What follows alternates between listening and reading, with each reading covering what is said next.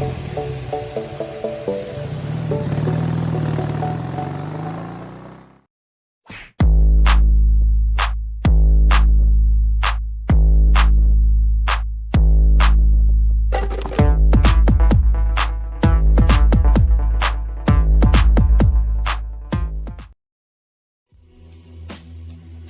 সোনা, আর কতক্ষণ?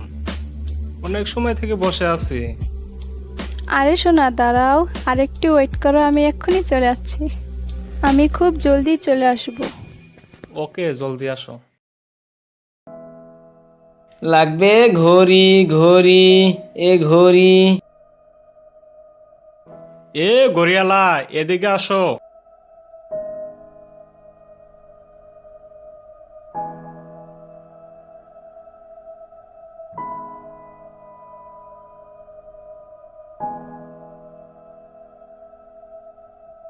এই ঘড়িটা কত? 150 টাকা ভাই। এত দাম? ভাইজান, এখন তো রোজার মাস, সব জিনিসের একটু দাম বেশি। এই লও।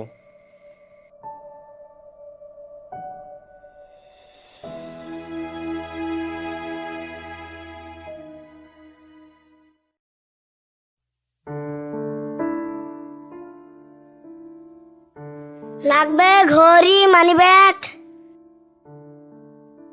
সারাদিন তো কিছু বিক্রি করতে পারলাম না, কি যে করি ভালোই লাগে না।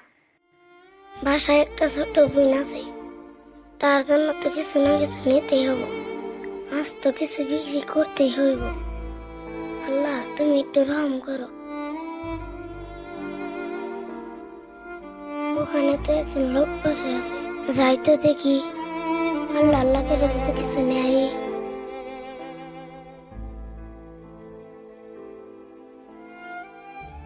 ঘড়ি নেবেন ভাইজান? না, লাগবে না। একটা ঘড়ি নেন না ভাইজান, সকাল থেকে কিছু বিক্রি করতে পারিনি। একটা ঘড়ি নেন না ভাইজান। আরে বললাম তো লাগবে না, বিরক্ত করিস কেন? যা এখান থেকে।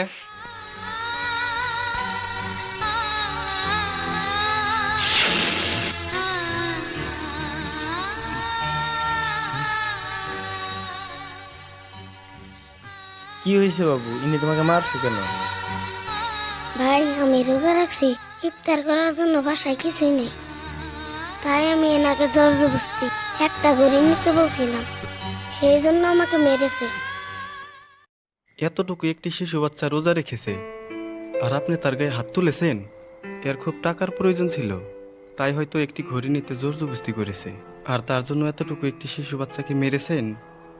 আপনি কেমন মানুষ? আপনার কি একটু মানবতা নাই? মানুষকে ভালোবাসতে শিখুন এবং মানুষের উপকার করতে শিখুন। মানুষ শুধু মানুষের জন্যই, বুঝছেন? এই লও বাবু, টাকাগুলা রাখো।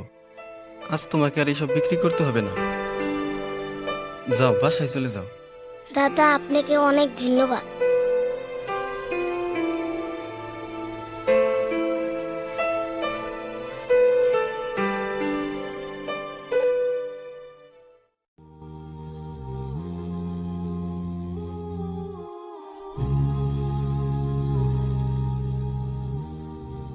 হে আল্লাহ, আমি এ কি করলাম? রোজা রাখায় একটি শিশুর গায়ে হাত তুললাম। আমি যে বড়ই পাপ করলাম। আজ থেকে আমি রোজা রাখবো এবং ইমানদার হব। হে খুদা, তুমি আমাকে ক্ষমা করে দাও।